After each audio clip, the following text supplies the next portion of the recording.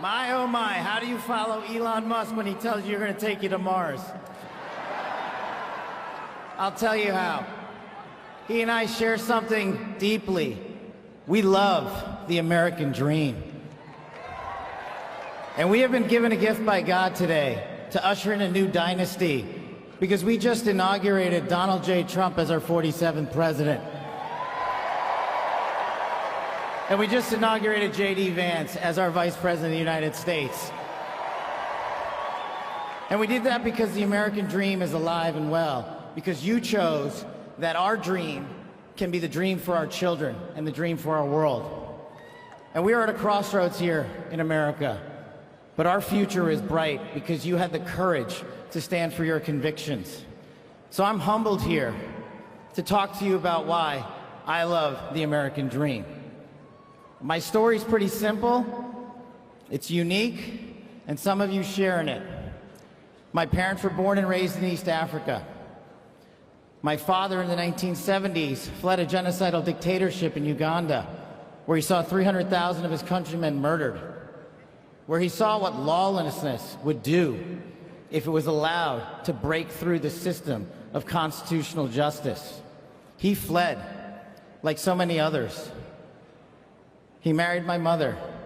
They moved here. They waited in line. They stood in line because the American dream was worth standing in line for.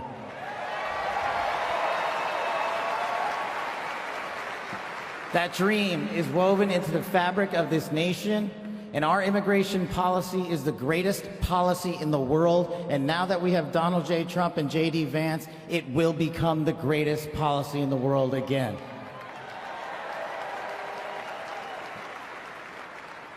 But dreams and hopes aren't enough, my friends. We got to get to work. And we got to accept the realities that too many of you know from your communities. President Trump launched in his first term priorities of national security, law enforcement, economy, and global diplomacy. But now we have to retread some of that. And I'd just like to go over a few of the things that our community has been living under these last few years. In the last calendar year alone, we had 100,000 drug overdoses. In the last calendar year alone, we had over 100,000 rapes. In the last calendar year alone, we had 17,000 homicides. That is unacceptable in 2025 in the United States of America. That is why we need constitutional law and order. When I read the statistic that for the age group of 18 to 45, the #1 cause of death is CCP fentanyl. We are not prioritized to go after the threats that face this country, and most of all, that face our future generations. But thank God, we will be starting right now.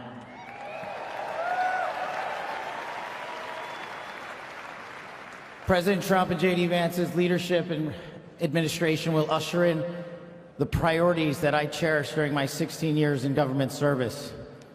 That we will always, always honor the men and women who wear the cloth of our nation and stand on that wall and tell you nothing's getting by them tonight. And so to them, thank you.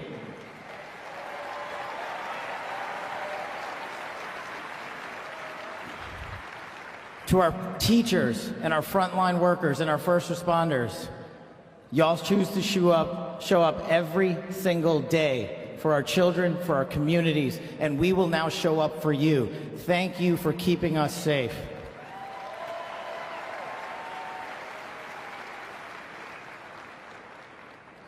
To the men and women in law enforcement, and maybe I'm biased on this one, our police officers, our sheriffs, our federal agents are some of the greatest warriors that God has ever created. And we will put them first because they have our backs, and now we will have your backs.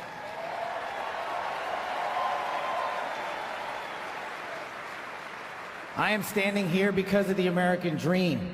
I am not standing here because of the color of my skin. I'm standing here because I earned my right on this stage, and you earned your right to be here with me.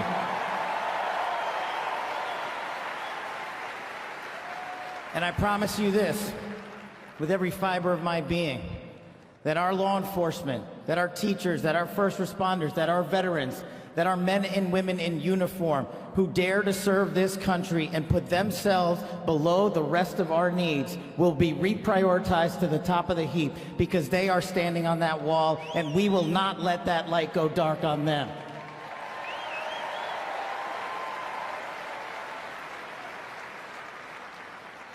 Whether I was a national security prosecutor, a public defender, President Trump's deputy director of national intelligence, his chief of staff at the Department of Defense, or so many other roles that I was humbled and privileged to serve when I swore an oath to that Constitution, which I hope to do so again one day soon.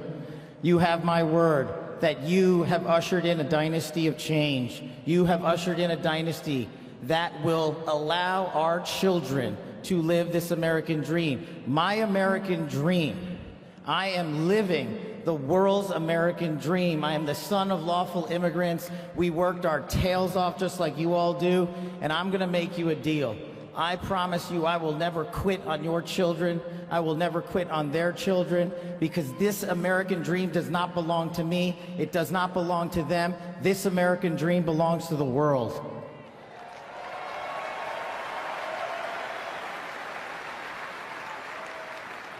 So in closing, I just want to tell you this. It's pretty cool to be speaking in Capital One Arena right before the boss.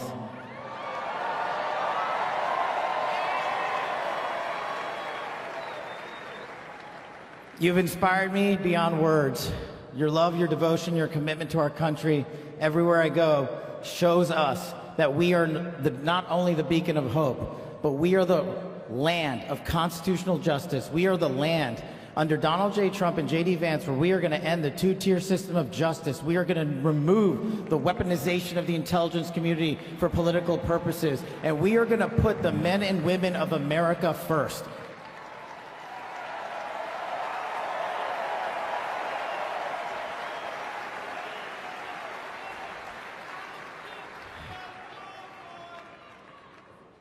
So listen, there's just one thing left to do. We all got work to do. We've got the greatest president and the greatest vice president in the history of the world. And so I just need you all to do a little bit more. Every time you see a law enforcement officer, every time you see a veteran, every time you see a teacher, shake their hand. Give them a little bit of your time, because they're giving us all of our time. And don't forget to enjoy the ride, ladies and gentlemen. God bless America. God bless these United States of America. God bless every one of you. I'm living the American dream. My name is Kash Patel, and I ain't